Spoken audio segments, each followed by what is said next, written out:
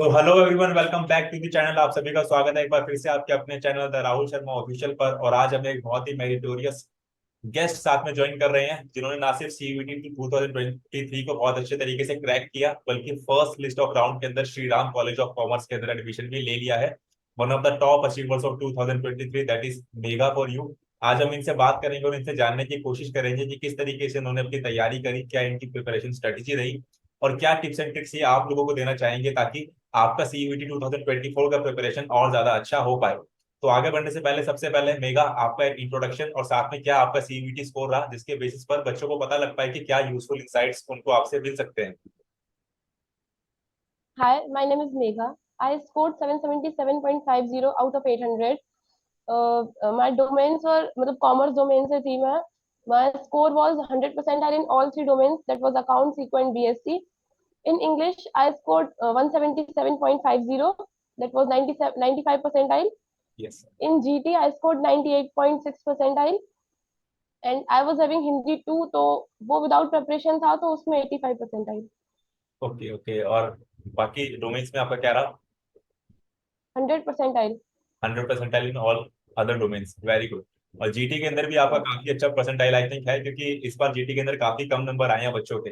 बच्चे काफी परेशान रहे जनरल टेस्ट के अंदर, उनको थोड़ा लेवल ऊपर लगा। और जनरली हमने काफी बच्चों का देखा, जैसे अभी भी और भी बच्चों से मेरी बात हुई, उनके डोमेन्स के अंदर उन्होंने काफी अच्छे स्कोर किया, लेकिन जीटी के अंदर कहीं ना कहीं कंपैरेटिवली स्कोर उनका थोड़ा सा कम था। तो सबसे पहले हम जानना चाहेंगे कि आपने इतना अच्छा स्कोर किया, साथ ही साथ आपको एसआरसीसी के अंदर भी एडमिशन मिल गया, तो क्या आपका मतलब वहां पर इमोशंस थे या किस तरीके से आपने सेलिब्रेट किया? क्या आपका मतलब फर्स्ट थॉट ऑफ माइंड क्या था ये सब चीजें होने के बाद? मतलब जब मेरी लिस्ट आई थी तो एग्जैक्टली तो टाइम से पहले आ गया था तो मेरे को पता भी नहीं था. हाँ और जी। मैं आउट ऑफ टाउन थी, मतलब मैं मंदिर गई हुई थी बालाजी के. वहां मैंने खोली थी लिस्ट अपनी. मतलब मुझे समझ में नहीं आया उस टाइम मैं क्या कैसे क्या बोलूं, मतलब बहुत अच्छा लगा था. बहुत अच्छा। मतलब एक ड्रीम टर्निंग रियलिटी वाला हो गया था. हाँ हाँ। क्योंकि मैंने भी आपको मैसेज किया था उस टाइम पर कि आपका आपको कौन सा कॉलेज अलॉट हुआ है, क्योंकि बाकी बच्चों के मैसेज आने स्टार्ट हो गए थे, सर हमें ये वाला कॉलेज मिला है, ये वाला कॉलेज मिला है। तो सीयूईटी टॉक्स के अंदर आपसे बात हुई थी, तो हमने बात करी थी कि एसआरसीसी के चांसेस आपके क्या हो सकते हैं। तो मैंने आपको तो उस समय पर मैसेज किया था एंड यू वर बिजी, आपने जैसा बताया आप टेम्पल में थे, तो इसका मतलब काफी अच्छा आपको फील हुआ, थोड़ा इमोशनल आप अभी भी लग रही थी बोलते हुए, और आई थिंक आप तब भी हो गई होगी डेफिनेटली। हाँ.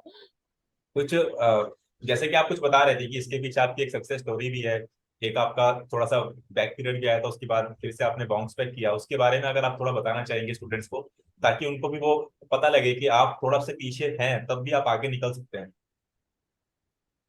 मतलब ऐसा था कि I was from state board, तो वहां पे उतना मैटर मतलब कॉन्सेप्ट को उतना वो नहीं देते थे. जी। और मतलब लास्ट ईयर मैंने 12th में भी उतना पढ़ाई नहीं की, जो कि मेरी मिस्टेक थी, मैं नहीं पढ़ पाई थी. हम्म। और मैंने सीयूईटी भी बिना प्रेपरेशन के दिया था क्योंकि पेरेंट्स से परमिशन नहीं थी बाहर जाने की. ओके। बट देन उन्होंने भी हाँ बोल दिया, बट लास्ट ईयर सीयूईटी मेरा ऐसे ही निकला था. फिर उसके बाद I decided to take drop. फिर मैंने इस साल भी मेरे इतना प्रिपरेशन नहीं हो पाया था बिकॉज ऑफ फंक्शंस ओकेशंस थे घर पे. बट लास्ट के 3 मंथ्स जो थे सीयूईटी के, उसमें मतलब मैंने दिन रात पढ़ाई की थी. कुछ नहीं देखा, बस पढ़ना, क्योंकि एक ड्रीम था एसआरसीसी का जो अचीव करना था.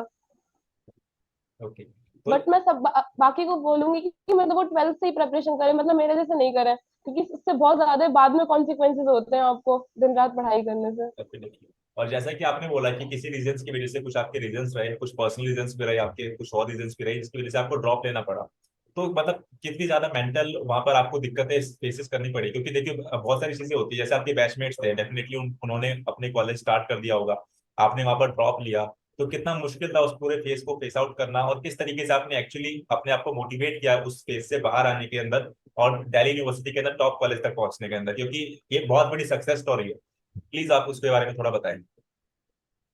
मतलब जब मैंने ड्रॉप को सोचा, थोड़ा बहुत डिप्रेस थी मैं, मुझे लगा था कि हाँ मतलब मैं पीछे हूँ कहीं ना कहीं. जी। But my parents supported me, मतलब बहुत सपोर्टिव, उन्होंने मेरे को सपोर्ट किया. हम्म। तो मैंने भी सोचा हाँ मेरे को करना है तो करना है ड्रॉप. अगर आप सेकंड अटेम्प्ट में आपका ड्रीम अचीव कर लेते हो, फिर वो ड्रॉप वर्थ इट हो जाता है आपका. बिल्कुल।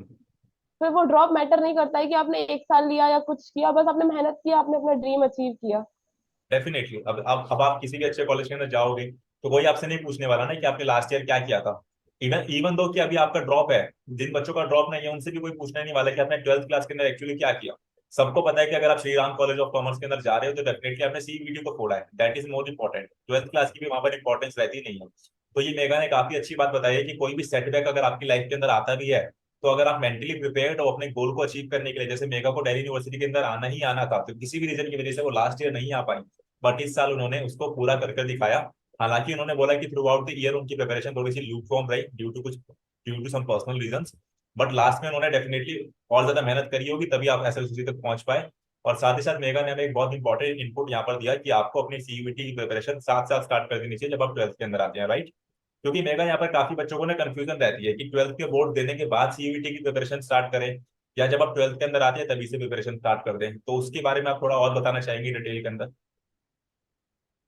मतलब अगर हम बाद में करें तो कर सकते हैं, बट ट्वेल्थ के साथ करेंगे तो वो स्टूडेंट के लिए बेनिफिशियल रहेगा। उसी टाइम कॉन्सेप्ट पे ज्यादा फोकस करना, हम्म। मतलब यह है कि ट्वेल्थ बोर्ड तो बिल्कुल अलग होते हैं, वो डिस्क्रिप्टिव होते हैं। तो हम्म। उनमें अपन कॉन्सेप्ट पर ज्यादा फोकस नहीं भी करते तो अपन से आंसर बन जाते हैं। जी। But CUET is different, totally different है ट्वेल्थ बोर्ड से। यस। उसमें मतलब कॉन्सेप्ट बिल्कुल अपन को घुस के पढ़ना पड़ेगा बुक्स में, हाँ क्योंकि हाँ। कहाँ से क्वेश्चन दे देंगे अपन को कुछ नहीं पता है। अगर ट्वेल्थ के साथ ही अपन थोड़ा बहुत, मतलब ज्यादा नहीं थोड़ा बहुत भी साथ साथ करते हैं, इतना कॉन्सेप्ट करते हैं, तो फिर अपन को आगे जाके दिक्कत नहीं होगी।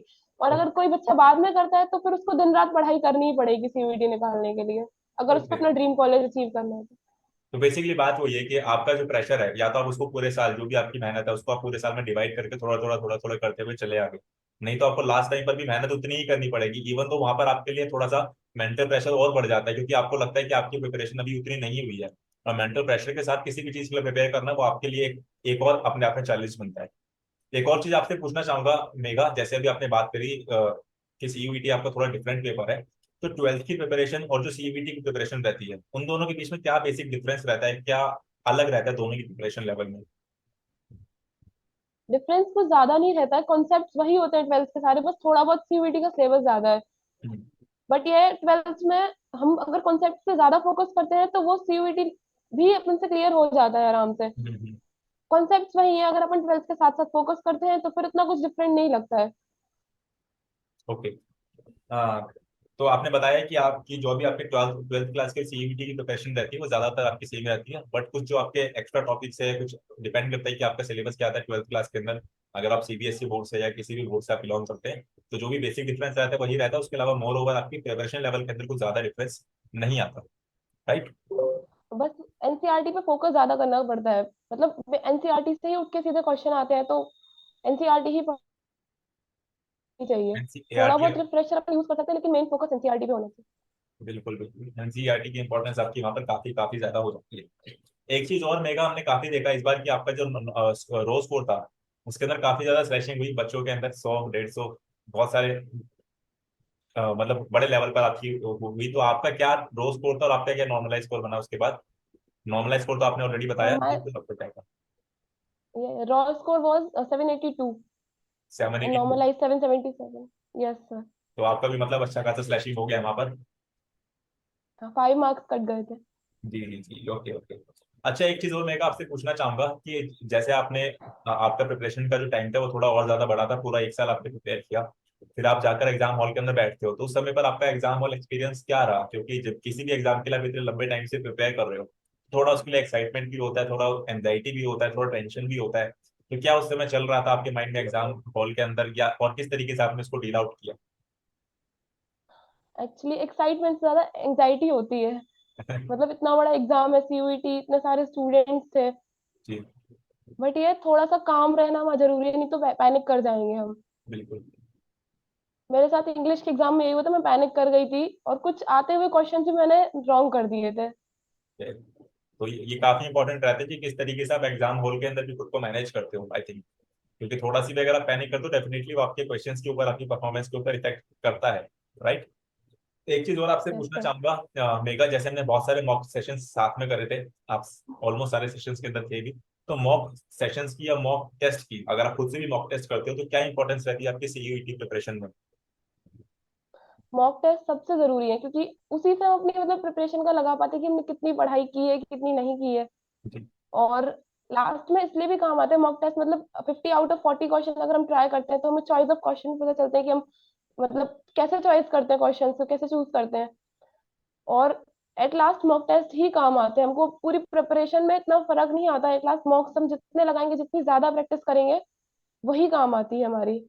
डेफिनेटली डेफिनेटली, जो आपका टाइम मैनेजमेंट हो गया और क्वेश्चंस जो आपको 10 चॉइस मिलती है उसको किस तरीके से आपको डील करना है, क्योंकि काफी बच्चे वहां पर भी गलती करते हैं, वो 10 क्वेश्चंस जो छोड़ने होते हैं अच्छे तरीके से डिसाइड नहीं कर पाते कौन से बेस्ट 40 क्वेश्चंस उनको चूज करने हैं। तो ये सारी चीजें आपको जब मॉक मॉक पेपर कर ले तो तभी समझ में आती है। साथ ही साथ एमसीक्यूज आप करना सीखते हो कि आपको एलिमिनेशन मेथड से कौन सा एमसीक्यू आप कर सकते हो, या कोई भी अलग अलग मेथड जो हमने थ्रू आउट दी सेशन देखा था अलग अलग चीजों को। हमने साथ ही साथ मेगा लास्ट ईयर का पेपर भी किया था सीयूईटी का, हमने कुछ ऑफिशियल मॉक पेपर्स भी किए थे लास्ट ईयर का भी इस ईयर का भी। तो जो ऑफिशियल मॉक पेपर्स है, जो ऑफिशियल पीवाईक्यूज होते हैं सीयूईटी के, उसकी कुछ इंपॉर्टेंस आपको लगी आपने एग्जाम दिया उसके बाद? एक्चुअली थी इम्पोर्टेंस, बट लास्ट ईयर के कंपैरिजन में इस साल के एग्जाम थोड़े अलग आए थे। जैसे इंग्लिश का लास्ट टाइम पे मतलब सिलेबस चेंज हो गया था, ग्रामर पे ज्यादा फोकस हो गया था। हाँ और लास्ट ईयर का इंग्लिश का पेपर बहुत इजी था, मैंने लगाया था, मतलब एक बार में पूरा हो गया था मेरे से। हाँ। बट इस साल लास्ट टाइम पे उन्होंने सिलेबस थोड़ा चेंज कर दिया इंग्लिश का, तो बच्चों को तो ज्यादा टाइम मिला नहीं करने का। हम्म। बाकी अगर हम लगाएं लास्ट ईयर के पेपर मॉक्स, तो वो हमारे काम आते ही हैं, कहीं ना कहीं वो काम आएंगे हमारे। जी जी। और इंग्लिश का तो इस बार पैटर्न काफी चेंज हुआ, काफी बच्चों से फीडबैक मिला उसको लेकर कि लास्ट ईयर के कंपैरिजन में आपका डेफिनेटली इंग्लिश का पेपर के अंदर थोड़ा सा चेंजेस इस बार आए थे। आपने जीटी की प्रिपरेशन किस तरीके से की थी मेगा बताना चाहेंगे, क्योंकि जनरल टेस्ट के अंदर तो बच्चों का इस बार बिल्कुल बुरा हाल हुआ और आपका काफी अच्छा उसके अंदर परफॉर्मेंस रहा, तो आपने कैसे कुछ स्पेसिफिक परफॉर्मेंस की उसको लेकर? मैंने जीटी मतलब कुछ खास प्रिपेयर नहीं किया था, क्योंकि वो मेरे एडिशनल सब्जेक्ट में था।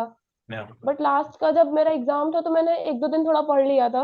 हम्म, करंट अफेयर्स थोड़े बहुत देख लेते हैं और क्वांट्स देख ली थी, क्योंकि रीजनिंग इजी होती है, उसकी रीजनिंग तो हो जाती है। हम्म, बट क्वांट्स में थोड़ी सी प्रैक्टिस चाहिए थी, तो क्वांट्स मैंने थोड़ा बहुत किया था। और बाकी करंट अफेयर्स तो कुछ अलग ही पूछे थे एग्जाम में, यानी अगर हम अभी के पढ़ते हैं तो उन्होंने 2020 के पूछे थे। हाँ ऐसा हो गया था, तो जी। आई थिंक उस वजह से बच्चों का स्कोर गिर गया होगा। Yes yes, right right. एक चीज और, आपका जो भी पूरा एक्सपीरियंस रहा mega through out the CUET journey, कुछ भी अपनी आप टिप्स एंड ट्रिक्स अपने एक्सपीरियंस के बेसिस पर या कुछ भी आप बताना चाहेंगे जिससे बच्चों की हेल्प हो पाए नेक्स्ट ईयर प्रिपरेशन के अंदर, कोई भी टिप्स रैंडमली जो आपको लगता है कि अगर उनका बच्चे ध्यान रखते हैं तो ज्यादा उनके लिए बेटर रहेगा? सबसे पहली चीज तो मतलब 12th से ही अपनी प्रिपरेशन स्टार्ट करें, ज्यादा नहीं। थोड़ा बहुत कॉन्सेप्ट पे फोकस करें। एक दो घंटे अगर उतना अच्छे से कॉन्सेप्ट पे फोकस करेंगे, तो उनको बाद में जाके दिक्कत नहीं होने वाली है। हम्म, उनको बाद में बस रिवीजन ही करना पड़ेगा। और प्रैक्टिस करनी है। प्रैक्टिस मॉक्स वगैरह सबसे इम्पोर्टेंट वही है, एट लास्ट हमको वही काम आते हैं, प्रैक्टिस हमारी बिल्कुल। कितनी की हुई है। तो एट लास्ट मॉक्स आप जितने ज्यादा लगाएंगे वो अच्छा होगा। मैंने 40 to 50 मॉक्स लगाए थे पर सब्जेक्ट, तो एट लास्ट मेरे को वो मॉक्स ही काम आए थे। तो मतलब और एक चीज और बताना चाहेंगे, जैसे आपने ऑलरेडी मेंशन किया कि आपने 40-50 मॉक पेपर्स किए थे, सारे सब्जेक्ट्स के मॉक पेपर्स आपने किए, तो जैसे आपका बीएसटी और इको की मैं अगर यहाँ पे बात करना चाहूँ, क्योंकि वो मॉक पेपर्स हमने साथ में किए, तो अराउंड कितनी देर के अंदर आपका वो पेपर कंप्लीट हुआ था? बीएसटी का तो थोड़ा जल्दी हो गया था मेरा, अराउंड 30 मिनट्स के हो गया था, उससे पहले ही हो गया था। हम्म, बट वो चेक लास्ट में बस ऐसे देख रहे थे एग्जाम को, क्योंकि टाइम हमारे पास था, हम क्या करते। जी जी। और इको में भी 30-35 मिनट्स में हो गया था, बिकॉज उनके पेपर इजी थे। हम्म। बीएसटी और इको के तो हो गए थे टाइम के। ठीक है, जैसे कि आपने मेगा बताया कि मतलब जो भी टाइम पीरियड आपका बचता है, फॉर एग्जांपल आपका 10 मिनट 15 मिनट बचा है, अभी एग्जाम आपका ओवर हो चुका है, तो उस समय पर एक बच्चे को क्या करना चाहिए वहां पर बैठकर? क्योंकि काफी बच्चे तो क्या करते हैं कि वो अपने पेपर को रिव्यू करते हैं, और वो रिव्यू की जगह क्या करते हैं, इतना ज्यादा डाउटफुल हो जाते हैं क्वेश्चन को लेकर कि सारे ऑप्शंस को ऊपर नीचे कर देते हैं। वहां पर ये समझ लो कि आपको 2 क्वेश्चन अगर सही करने हैं, तो आप 5 क्वेश्चन गलत कर देते हो। एक तो यहाँ पर कॉन्फिडेंस काफी इंपॉर्टेंट हो जाता है कि आपको अपने पर कॉन्फिडेंस होना चाहिए कि जो आपने आंसर मार्क किया वो सही है। उसके अलावा किस तरीके से हम 10-15 मिनट को और इफेक्टिवली इस्तेमाल कर सकते हैं, अगर आप बताना चाहेंगे कुछ आपका पर्सनल एक्सपीरियंस इसके ऊपर रहा हो तो? मतलब अगर जिसमें कॉन्फिडेंट है अपने ऊपर, वो एक बार चेक कर सकता है। बाकी हम हेड डाउन करके बैठ सकते हैं, नेक्स्ट पेपर के लिए सोच सकते हैं। बाकी अगर पैनिक करके किसी ने वो क्वेश्चंस को चेंज कर दिया, अपने आंसर चेंज कर दिए, तो फिर जी। उसका गया। मैंने ओके। बस आंसर चेंज नहीं किया, तो मैं एक बार ऐसे ही देख रही थी और फिर मैं हेड डाउन करके बैठ गई थी कि नेक्स्ट हाँ पेपर के लिए जी। सोच रही थी कैसा क्या करना है। तो इसका बेसिकली मतलब है कि ऐसा भी नहीं है कि आपको रिव्यू नहीं करने, क्वेश्चंस डेफिनेटली आपको रिव्यू करने चाहिए, क्योंकि हो सकता है कि कई बार जब आप पहली बार पेपर को अटेम्प्ट करते हैं तो कोई पॉइंट आपके दिमाग से मिस हो गया, जैसे कीवर्ड्स की हम बात करते हैं, कोई कीवर्ड आपसे अगर मिस ना हो गया हो, तो वो सारी चीजें आप डेफिनेटली चेक करो, वो अच्छी बात है, लेकिन आपको थोड़ा सा अपने ऊपर कॉन्फिडेंस भी रखना पड़ेगा, आपको कॉन्सेप्चुअली चीजों को देखना पड़ेगा, वहां पर पैनिक कर कर नहीं देखना। आप तो पैनिक तो आपका किसी भी सिचुएशन के अंदर, अगर आप एग्जाम हॉल के अंदर बैठे हो और आप पैनिक हो तो वहां पर दिक्कत वाली बात है। एक और क्वेश्चन आपसे पूछना चाहूंगा मेगा, थोड़ा सा सेशन बड़ा हो रहा है बट एक इंपॉर्टेंट चीज है। जैसे आपने बहुत सारे डोमेन्स के या जनरल टेस्ट दिया, आपने लैंग्वेज दिया, कोई ना कोई पॉइंट पर ऐसा हुआ होगा कि एक क्वेश्चन आपसे कोई सॉल्व नहीं हो रहा होगा, या एक क्वेश्चन आपको बिल्कुल भी समझ नहीं आया, बिल्कुल ब्लैंक हो गया उस क्वेश्चन में। तो उस केस पर आपको कैसे डील आउट करना चाहिए उस मोमेंट को एग्जाम हॉल के अंदर? सबसे पहले तो पैनिक नहीं करना चाहिए। मेरे साथ हुआ था, एक एक नहीं बल्कि दो तीन क्वेश्चन लाइन से मुझसे नहीं बने थे। बट मैंने एक स्ट्रेटेजी सोची थी कि मतलब मैं पूरा एक बार पेपर गो थ्रू करूंगी, मतलब जो जो मुझे आ रहा है 100% वो मैं टिक करती गई थी। जिनमें मेरे को थोड़ा डाउट था, मतलब 1-2% और 10% डाउट था, उनमें मैंने अभी छोड़ा था। मैंने बोला जो जो मेरे को 100% कंफर्म है वो करने हैं। नहीं बन रहे थे, पैनिक नहीं करना। पैनिक करेंगे तो हम जो बन भी रहेंगे वो भी हम भूल जाएंगे कि हम मतलब कैसे क्या करने वाले थे। एक बार पूरा पेपर गो थ्रू करना है, अच्छे से उसको देखना है, फिर वो क्वेश्चन सॉल्व करना स्टार्ट करना। नहीं बन रहा है तो छोड़ दें, मतलब क्योंकि नेगेटिव मार्किंग है। अगर हम नहीं बनता वो क्वेश्चन भी करेंगे तो हमारे मार्क्स तो वैसे ही जाएंगे, एक्स्ट्रा जाएंगे। तो जितना मतलब ट्राई करें, काम रहने का ट्राई करें, पैनिक ना करें, बस ये है मेन। गुड। और मेगा ने बहुत इंपॉर्टेंट पॉइंट यहाँ पर आपको बताया, जो मैं आपको भी बोलता हूँ बार बार, कि आपको कोशिश करनी है कि पूरे के पूरे पेपर को कम से कम आप एक बार देख लो, तभी तो आपको पता लगेगा कि बेस्ट 40 क्वेश्चन कौन से आते हैं। काफी बच्चे यहाँ पर गलती करते हैं, वो सोचते हैं हम स्टार्टिंग के 40 क्वेश्चन ही सही कर दें, ऐसा जरूरी नहीं हो पाता। कई बार ऐसा होता है कि हो सकता है स्टार्टिंग के 40 क्वेश्चन में 3-4 क्वेश्चन आपके थोड़े डिफिकल्टी लेवल ज्यादा वाले हैं, और लास्ट के अंदर आपको थोड़े इजी क्वेश्चन मिल जाए, क्योंकि कोई भी ऐसा एक सेट पैटर्न नहीं होता कि आपका डिफिकल्ट क्वेश्चन कौन से नंबर पर डाला जाएगा। तो एटलीस्ट जो मेघा ने यहाँ पर एक काफी इंपॉर्टेंट पॉइंट आपको बताया है कि आपको कोशिश करनी की एटलीस्ट आप 50 क्वेश्चन है, जितने भी नंबर ऑफ क्वेश्चन आपके उस सब्जेक्ट के अंदर है, आप उनको जरूर एक बार देखें, उसके बाद आप डिसीजन लें कि आप कौन से क्वेश्चन को स्किप करना चाहते हैं। Right Megha? Yes, right. Okay. काफी अच्छा लगा मेघा आपसे बात कर और पूरा आपका एक्सपीरियंस लेकर, and I congratulate you again इतना अच्छा सीयूईटी स्कोर करने के लिए, और मोस्ट इंपॉर्टेंटली जो आपका ड्रीम कॉलेज था फाइनली उसके अंदर जाने के लिए। क्योंकि ये जो सेटबैक स्टोरीज है बेटा, ये रियल लाइफ स्टोरीज है। यहाँ से आपको और मोटिवेशन मिलनी चाहिए, आपको एक्चुअली सीखना चाहिए कि आप किसी भी पॉइंट पर खुद को ये नहीं समझ सकते कि नहीं भाई दिस इज द एंड, कि यहाँ पर हम आगे नहीं बढ़ सकते। आप किसी भी पॉइंट से अगर आपकी डिटर्मिनेशन हो, अगर आपकी विल पावर हो, अगर आप चाहते हो कि मुझे कुछ अचीव करना है, तो डेफिनेटली आप कभी भी अचीव कर सकते हैं। बैठ तो आप कभी भी शांति से सकते हैं, नहीं भाई हमें कुछ नहीं हो रहा, ये तो सब बच्चे कर सकते हैं, लेकिन फाइट बैक करने की जो इंस्पिरेशन है वो आपके अंदर होनी चाहिए, जैसे कि हमारी मेरिटोरियस स्टूडेंट मेगा के अंदर है। Thank you so much mega, काफी अच्छा लगा आपसे बात कर। अभी आप माइग्रेट करने वाले हैं दिल्ली के अंदर ना, राइट? जी सर। तो आई होप कि आपने तैयारी कर ली होगी, बैग वैग सब पैक हो गए होंगे आपके, जल्दी आप दिल्ली यूनिवर्सिटी अभी आने तो कुछ वाले नहीं, अभी तो कुछ नहीं किया है। हैं। मेरे को करना है एक्चुअली। क्या, कॉलेज मिलने से पहले मैंने मतलब अगर मैं जल्दी जल्दी किसी चीज के लिए करती हूँ, पहले से करती हूँ, तो वो मेरा ड्रीम छूट जाता है फिर। बिल्कुल बिल्कुल। चलो अब तो कंफर्म हो गया, अब तो आपके लिखा आ गया बड़ा बड़ा एसएलसीसी, तो अब कर लीजिए, अब कोई दिक्कत नहीं आएगी, है ना?